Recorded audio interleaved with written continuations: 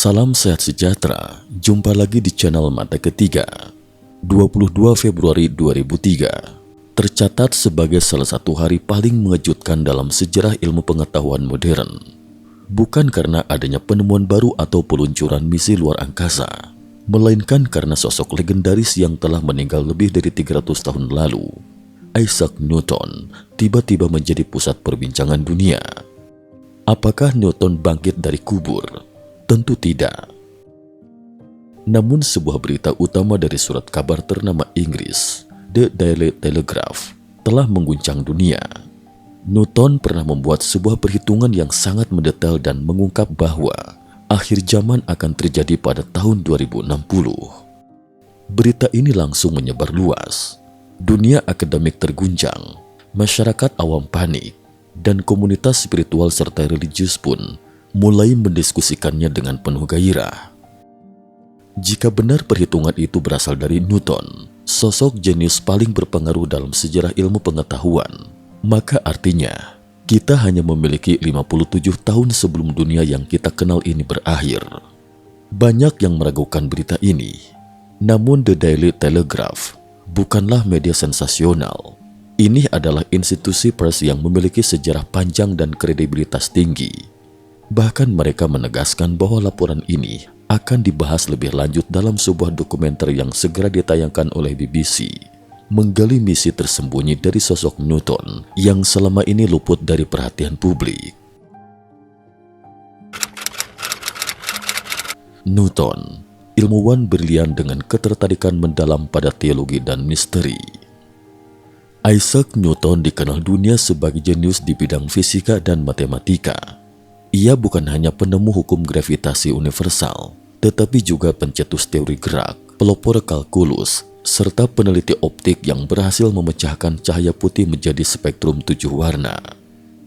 Namun di balik ketenarannya sebagai ilmuwan, tersimpan sisi gelap dan misterius dari Newton yang jarang diungkapkan.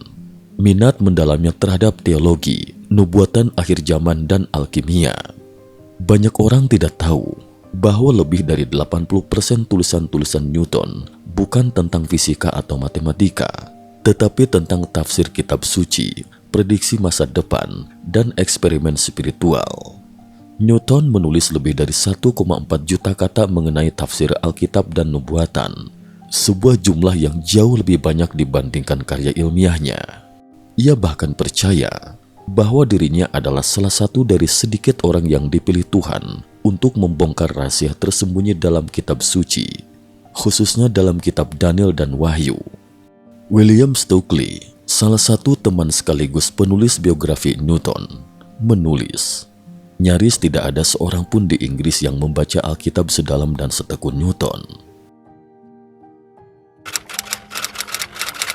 Obsesinya terhadap angka 7, cahaya dan harmoni ilahi.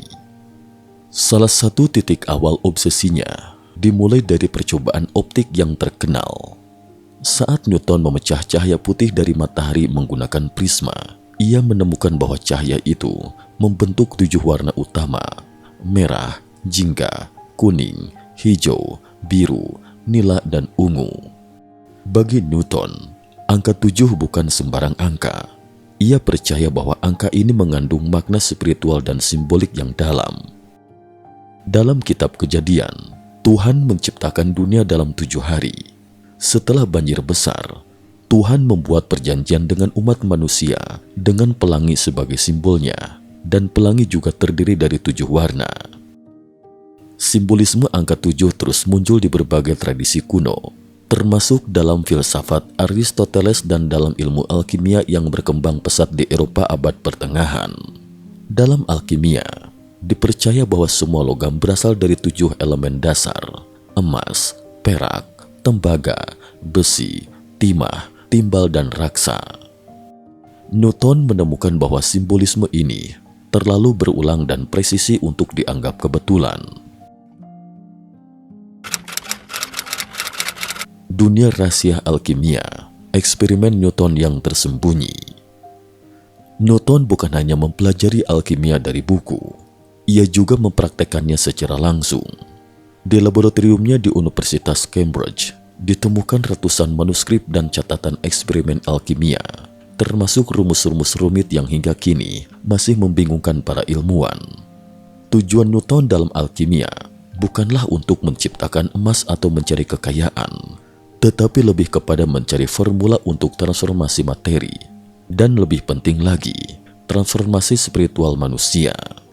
Ia percaya bahwa dengan memahami hakikat materi, manusia bisa memperbarui tubuhnya sendiri, bahkan mencapai keabadian. Beberapa catatan menunjukkan bahwa Newton memiliki keyakinan bahwa tubuh manusia bisa diubah, entah dengan ritual tertentu atau zat tertentu, agar sel-selnya tidak rusak, tidak menua, bahkan bisa menjadi abadi. Ia juga menunjukkan ketertarikan terhadap tubuh-tubuh suci para biksu Buddha dan santo Kristen yang tidak membusuk setelah wafat. Menurutnya, bahwa transformasi tubuh adalah hal yang mungkin. Penemuan yang disembunyikan, manuskrip terkunci 200 tahun. Sayangnya, pemikiran Newton tentang alkimia dan teologi dianggap menyimpang oleh masyarakat Inggris yang mayoritas beragama Kristen konservatif. Setelah kematiannya, banyak manuskrip pribadinya dikunci di loteng rumah keluarganya selama lebih dari 200 tahun. Baru pada tahun 1936, manuskrip-manuskrip itu dilelang oleh rumah lelang ternama Sotheby's dan kemudian disumbangkan ke Perpustakaan Nasional Israel. Ironisnya, perpustakaan pun awalnya tidak tertarik pada isinya, dan manuskrip-manuskrip itu hanya disimpan tanpa dieksplorasi lebih jauh. Hingga era digitalisasi tiba pada 1990-an, para peneliti mulai memindai dan mengarsipkan ribuan halaman tulisan tentang Newton. Di antara tumpukan kertas tua itu, seorang peneliti menemukan sebuah catatan kecil, tampaknya tidak penting. Namun di dalamnya tertulis satu angka yang mengguncang dunia, 2060, dengan label akhir zaman. Perhitungan Newton dari kitab Daniel menuju 2060. Newton menggunakan kitab Daniel, salah satu kitab nubuatan dalam Alkitab, sebagai dasar perhitungannya. Dalam pasal ke-9, disebutkan tentang 70 minggu yang sering ditafsirkan oleh para ahli sebagai 70 kali 7 sama dengan 490 tahun. Newton membagi periode ini menjadi 3 fase utama. 1. 7 minggu 49 tahun, dimulai dari perintah untuk membangun kembali Yerusalem. 2. 62 minggu, 434 tahun, hingga kedatangan dan kematian Yesus Kristus. 3. 1 minggu terakhir, 7 tahun, masa menjelang kedatangan kedua Sang Mesias. Dalam kitab Daniel pasal 12, muncul angka simbolik, waktu, 2 waktu, dan setengah waktu. Newton menafsirkannya sebagai 3,5 tahun sama dengan 1260 hari, dan berdasarkan prinsip 1 hari sama dengan 1 tahun, maka angka itu mewakili 1260 tahun. Newton memilih tahun 800 Masehi sebagai titik awal hitungan, karena pada tahun itu, Charlemagne dinobatkan sebagai Kaisar Romawi Barat. Maka 800 ditambah 1260 sama dengan 2060.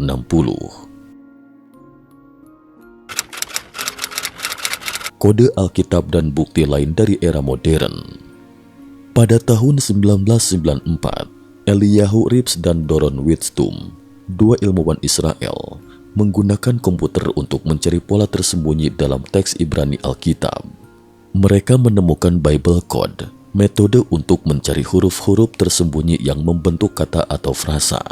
Dalam salah satu eksperimennya, mereka menemukan kata Kennedy berdekatan dengan Dallas dan pembunuhan, lalu kata Hitler dengan Holocaust, dan Edison dengan lampu.